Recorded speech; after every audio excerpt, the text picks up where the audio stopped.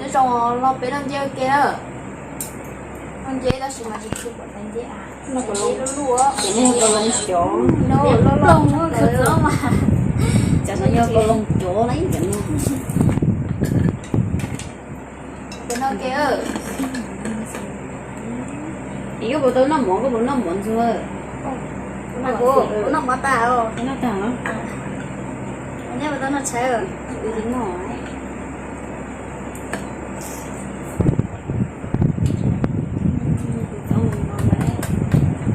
tôi cho là các gì nếu chỉ chơi được tôi coi điện thoại đúng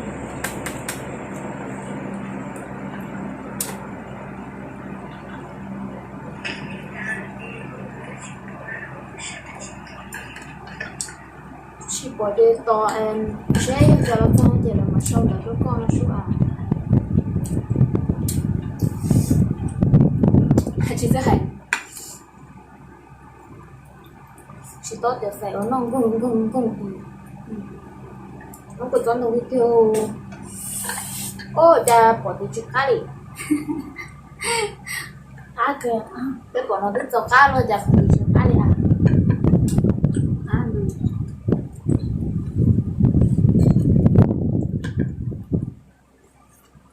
con gió đầu trời đã chỉ cá cơ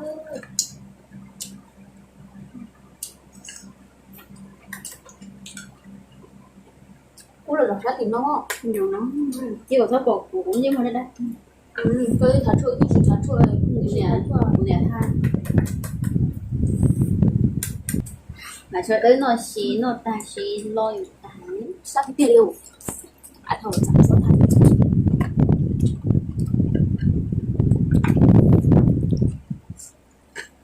chúng ta để nó dễ làm trong nó đồ dễ làm nhỏ chỉ cứ kia cố gắng kiên trì ăn gì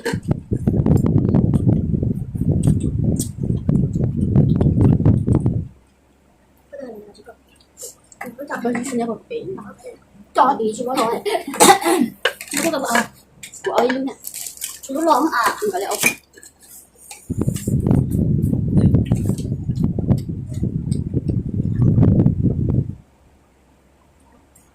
có bên này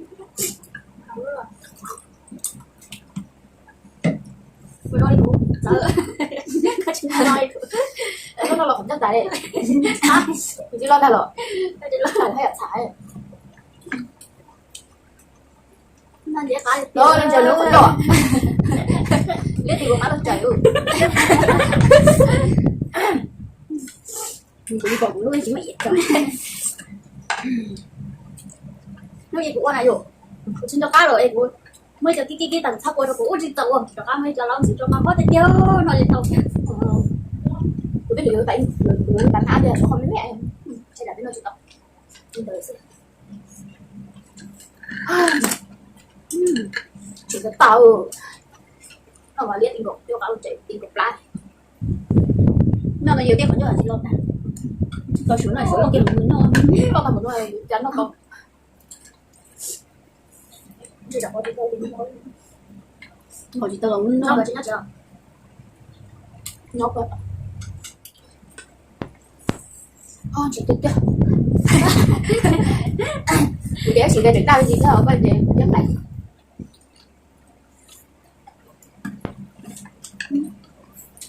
còn tôi là hết của con rồi nè của hay là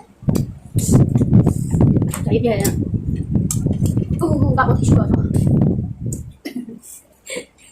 lấy nào và lấy nào chỉ là lấy nào tôi đúng thôi cái này kiếm lấy nào tôi đúng rồi bên nó tội để nó tôi nó tao bên nó tôi làm chỉ à cái đó chỉ làm gì sao tôi cũng hay là tìm nó các bạn chẳng nó lo ấy nó lo thì từ trẻ nói tự nhiên nó em nói hốt kinh tế à tiếp theo nó kêu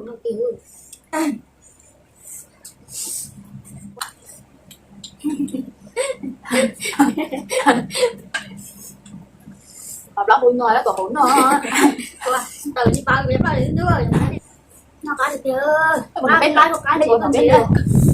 Lọt hổ không? Có cái chứng đầu, cái chứng đầu được cơ. Chỉ đấy. Có bây giờ. Ô, ai lên chỉ tiền nó tài chứ mà. Đăng tiền thôi. Để cho một chia sạc ô. Tôi biết mất tiền cho bé chỉ hai luôn chứ. Đâu được bé hai luôn. Đâu được bé chỉ tiền. Cả bé chỉ tươi rồi, cô chỉ tươi trên ta sẽ thôi cả. Sẽ tiền ra nhưng mà nhà đẹp luôn. Như chỉ có chỉ hở cho bắn thôi. Nó giờ nó đang nó mang đường xí thì nó tới rồi. Tầm rồi cái chuyện nó được không? Cái đẹp cũng có khoan nó chị. Đã không quả nó cá tay ở đây đã chơi xíu rồi. Nó mạnh lên đâu. Nó được sẵn nó chị. Nhiều là uống đây. Nhiều uống. Anh được sẵn đâu nhiều là uống. Trong cái giá kệ. Trong cái giá cầm bao kìa không thêm giá trị đây. Cô thì nói cô có là có cái giá nông kìa. Bạn tao đi nói.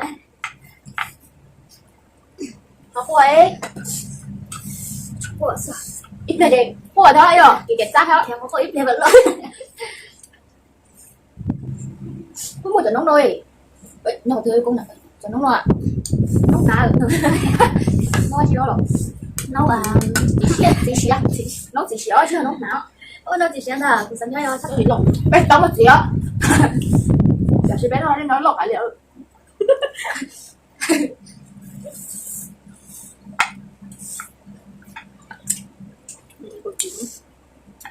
Đâu có bí luôn. Nó lụng nồi thì chưa đâu. Đâu mà nó mi ấy. Đâu ơi. Chỉ